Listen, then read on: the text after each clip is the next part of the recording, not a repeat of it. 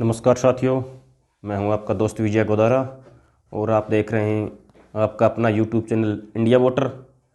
आज हम चर्चा करेंगे राजस्थान के सरदार शहर में होने वाले उपचुनाव के बारे में। जैसा कि आपको पता है कि कल 5 दिसंबर को उपचुनाव के लिए वोटिंग हुई थी। ये चुनाव किस लिए करवाना पड़ा, कौन यहाँ से पहले एमएलए थे? सरदार शहर में पहले एमएलए थे भंवरलाल जी शर्मा। 2018 में उन्होंने 16,865 मतों से अशोक पिंचा बीजेपी के उम्मीदवार को हराया था। पिछली बार यहाँ वोट पोलिंग की बात करें तो पिछली बार पोलिंग जो वोट हुआ था वो हुआ था 2,05,841।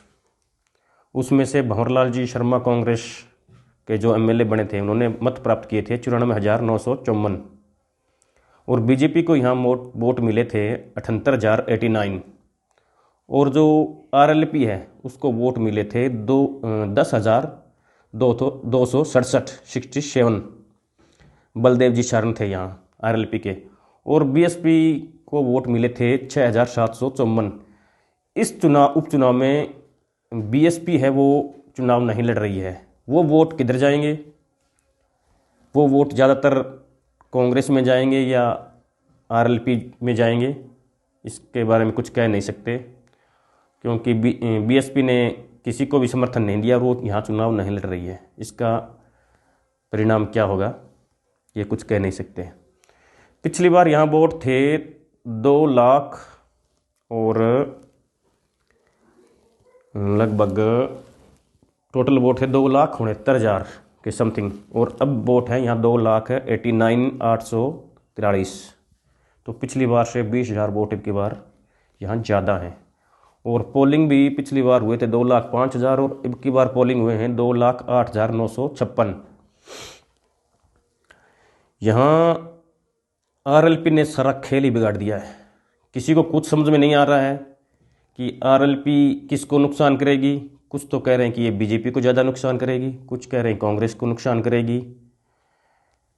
जो ये जाट बहुल्य क्षेत्र है और यहाँ 74,000 के लगभग जाट मतदाता हैं, लेकिन न ही तो कांग्रेस ने और न ही बीजेपी ने यहाँ जाट उम्मीदवार को टिकट दी और इसका फ़ायदा उठाया यहाँ हनुमान जी बेनीवाल ने। और हनुमान बेनीवाल की पार्टी यहाँ बहुत ही ज़्यादा, जो पिछली बार उनको मत मिले थे 10,000, अब की बार ये वोट लेके जा रही है लगभग 40,000 प्लस। तो आरएलपी ने यहाँ सारा समीकरण बिगाड़ दिया है दोनों पार्टियों का। नेट पहले तो ये लग रहा था कि कांग्रेस आराम से ये सीट जीत जाएगी लगभग 30-35 के प्लस, लेकिन आरएलपी ने यहाँ सारा समीकरण बिगाड़ दिया दोनों पार्टियों का। अब जो हमने सर्वे किया मोटा मोटा, हम प्रत्येक गांव में तो नहीं जा सके क्योंकि हमारे पास टाइम बिल्कुल कम था। मैं वहाँ 1 तारीख को गया था। पहले हमारे गांव में ही सरपंची के चुनाव थे तो मैं उनमें उलझा हुआ था, ज़्यादा टाइम नहीं दे पाया, वरना मैं एक गांव की रिपोर्ट निकाल के आपको एक करेक्ट रिपोर्ट ही दे पाता। लेकिन ये मोटा मोटा अनुमान है, हम क्लियर कुछ नहीं कह सकते और ना ही वहाँ किसी को कुछ समझ में आ रहा है। शहर की बात कर लें हम तो पिछली बार शहर में जो वोट पोलिंग हुआ था 66,000 मतों में से तो 46,750 वोट पोल हुए थे। अब की बार शहर में 70,000 में से 46,000 ही पोल हुए, 66%। तो पोलिंग थोड़ा कम हुआ है। तो वो किसको नुकसान होगा? कांग्रेस को होगा या बीजेपी को होगा? आरएलपी के लिए शहर में ज़्यादा है नहीं। आरएलपी मुश्किल से 4-5,000 वोट प्राप्त करेगी शहर में, लेकिन गाँव में जहाँ भी जाट बहुल्य गाँव है वहाँ बम्पर पोलिंग हुई है लगभग 89, 90, 85 जो जाट बहुल्य गांव है उनमें। तो सीधा सीधा फ़ायदा इसका लगता है कि आरएलपी को होने जा रहा है और आरएलपी यहाँ 40 क्रॉस कर रही है, 40-42,000 वोट। हमारे अनुमान के मुताबिक यहाँ कांग्रेस 87,000 से 90,000 से ऊपर, वो कहते हैं राजस्थान में कालो कांकरो है जी, 87,000 से 90,000 वोट कांग्रेस और बीजेपी 67 से 70,000 और आरएलपी 40 से 42,000।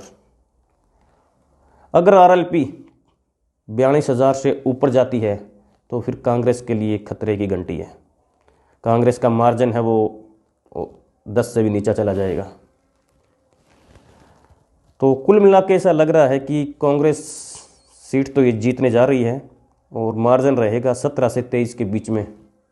17 से 23 के बीच में ये सीट कांग्रेस जीतने जा रही है।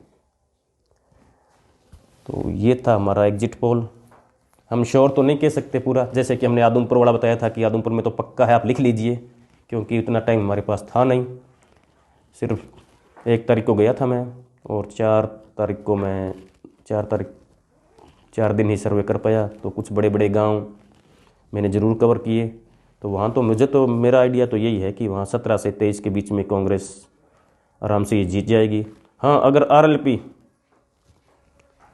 जैसा लग रहा है कि 40-42 हज़ार वोट इसको आ रहे हैं, ये अगर 50 के करीब जाएगी तो कांग्रेस के लिए ये मुकाबला है, ये बहुत नज़दीकी हो जाएगा। 5-7 हज़ार के बीच ही जीत सकती है फिर तो ये था दोस्तों सरदार शहर का एग्जिट पोल। आपकी क्या राय है, आप कमेंट करके ज़रूर बताना। और जो हमें प्यार मिला राजस्थान में, गांव गांव गए, वहाँ पधारो हमारे देश, सब बहुत बहुत उन दोस्तों का धन्यवाद जिन्होंने हमें इतना प्यार दिया। हमारे चैनल इंडिया वोटर को आप सब्सक्राइब जरूर करना। धन्यवाद। जय हिंद, जय भारत।